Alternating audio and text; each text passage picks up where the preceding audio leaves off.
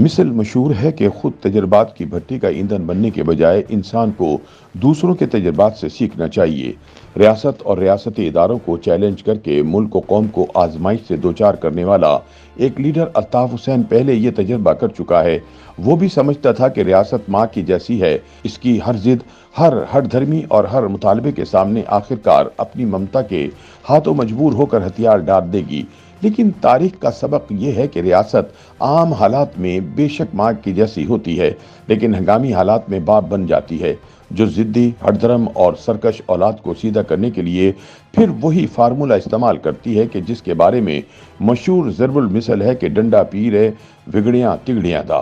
Senior صحافی احمد منصور کی channel 24 کے لیے خصوصی رپورٹ کے مطابق تیسری دنیا کے ممالک میں یہ ایک معمول رہا ہے کہ ملکی اسٹیبلشمنٹ میدان سیاست کے جن کھلاڑیوں کی سرپرستی کر کے انہیں قومی سطح پر اہم کردار دیتی ہے، ان کا کچھ شرپسند قسم کا حصہ اپنی لامحدود خواہشات کا اسیر ہو کر عالمی اسٹیبلشمنٹ کا اعلی کار بن جاتا ہے۔ میدان سیاست سے میدان صحافت تک بہت سے شعبے مثالوں سے بھرے پڑے ہیں۔ متحدہ قومی موومنٹ کے بانی الطاف حسین ایسے ہی ایک تجربے کی بھینٹ چڑھے۔ غیر ملکی قوتوں نے انہیں پاکستان دشمنی کا ٹھیکہ دے کر پاکستان کو کئی اشروں تک سیاسی اور معاشی افراتفری کے عذاب میں ڈالے رکھا۔ ماں کے جیسی ریاست برداشت کرتی رہی، لیکن پھر آخرکار اسے باپ بن کر دکھانا پڑا۔ اگر یہ کہا جائے تو یہ بے نہ ہوگا کہ قومی سیاست سے الطاف حسین کو فارغ کرنا ایک قسم کا ٹریلر تھا، اور عمران خان کے حوالے سے اب پوری فلم چلانی پڑے گی، کیونکہ ان کا معاملہ الطاف بھائی سے زیادہ سنگین بھی ہے اور اس کا جغرافیائی حدود عربہ بھی بہت وسیع اور عریض ہے، اور انصاف یہی ہے کہ سزا کا تعین جرم کی قد و قامت کے برابر ہوتا ہے۔ اس لیے عمران خان اور پی ٹی آئی کے لیے پوری فلم چلنا ہی قرین انصاف ہے۔ دنیا نے دیکھا کہ جس ایم کیو ایم کی طاقت نے ملک کے معاشی دارالحکومت کراچی کو کئی اشروں تک یرغمال بنا کر ریاست کو مسائل کی ایک کربناک دلدل میں پھنسا دیا تھا، وہی ایم کیو ایم ایسی بے بس اور لاچار ہوئی کہ پارا پارا ہو کر اس کے حصے بکھرے ہو گئے۔ اس کے لیڈر آپس میں لڑ پڑے، سیاسی وراثت کی تقسیم کی لڑائی چلی تو خالد مقبول صدیقی، مصطفیٰ کمال اور فاروق ستار نے اپنے اپنے راجواڑے بنا لیے۔ ایم کیو ایم کا جو ٹریلر چلا تھا، آج پی ٹی آئی کی اس حوالے سے پوری فلم چلنا شروع ہو چکی ہے۔ خیبر پختونخوا کے سابق وزیر اعلیٰ پرویز خٹک اور محمود خان نے اپنی جماعت پی ٹی آئی پارلیمنٹیرین بنا لی ہے۔ جہانگیر ترین اور علیم خان پنجاب میں استحکام پاکستان پارٹی بنا کر متحرک ہیں۔ کراچی اور سندھ کے سرکردہ لیڈروں میں سے کچھ تو اسد عمر کی طرح ریٹائرمنٹ لے کر گھروں میں بیٹھ گئے ہیں، اور کچھ فیصل واوڈا کی طرح دوسری مین اسٹریم سیاسی جماعتوں میں شمولیت کے لیے ملاقاتیں کرتے پھرتے ہیں۔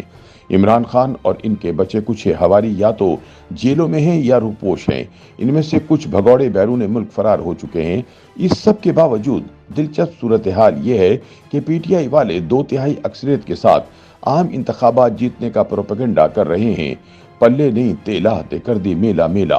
ان دن میں خواب دیکھنے والے عمرانی ٹولے نے اپنی کامیابی کے بلند باند دعووں کے ساتھ قوم میں مایوسی اور ہیجان پھیلانے کا بھی ٹھیکہ لے رکھا ہے۔ مقصد ان سائبر ٹیررسٹ کا بس ایک ہی ہے کہ جس طرح الطاف حسین نے ملک کے معاشی دارالحکومت کو مفلوج کیے رکھا تھا، یہ پورے پاکستان کو مفلوج کر دیں۔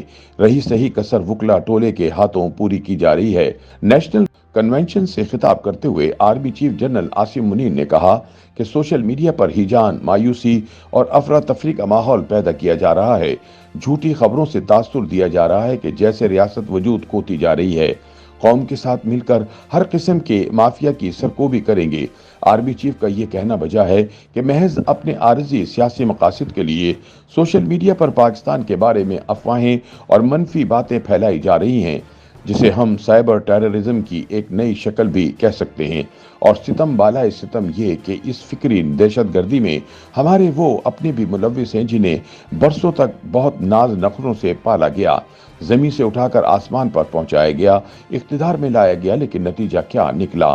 10-15 برس کی سیاسی ریاضت کے باوجود جس لیڈر کو قومی اسمبلی کی ایک نشست بھی اسٹیبلشمنٹ کی نظر کرم سے ملی تھی، اس کا 7-8 برسوں کے اندر ملک گیر سیاسی جماعت کا قائد اور وزیر اعظم پاکستان بن جانا بلا شبہ کسی کا احسان ہی تھا، لیکن موصوف ایسے احسان فراموش نکلے کہ اپنے محسنوں کے لیے ہی ڈرٹی ہیری جیسے انتہائی گھٹیا الفاظ استعمال کرنے لگے۔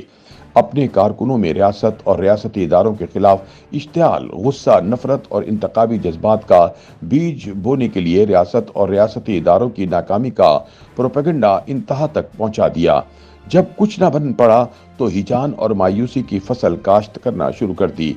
रियासत जब अपनी पूरी कुव्वत के साथ बरसरे पैकार आती है तो फिर इसके सामने बंद बांधना मुमकिन नहीं रहता।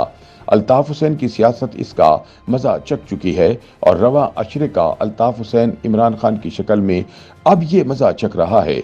इस सारे मामले में आप जनरल नसीर को क्रेडिट दें या जनरल नदीम अंजुम को या फिर army chief general Asim Munir को, क्रेडिट तो आखिरकार रियासत पाकिस्तान को ही देना पड़ेगा कि आलमी साजिशों के तहत मुमलिकत खुदादाद पर एक के बाद एक अल्ताफ हुसैन मुसल्लत करने की कोशिशें होती हैं और पाक फौज हाइब्रिड वॉर के ऐसे हर हमले को पसपा कर देती है।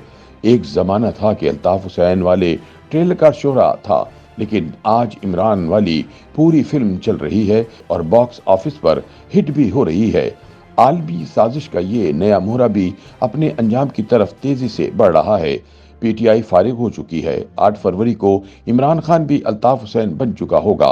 हर मुल्क दुश्मन एजेंडे का आखिरकार ऐसा ही अंजाम होगा, ये तय कर लिया गया है। जिसे अभी तक शक है, 8 फरवरी के बाद इसे भी यकीन आ जाएगा।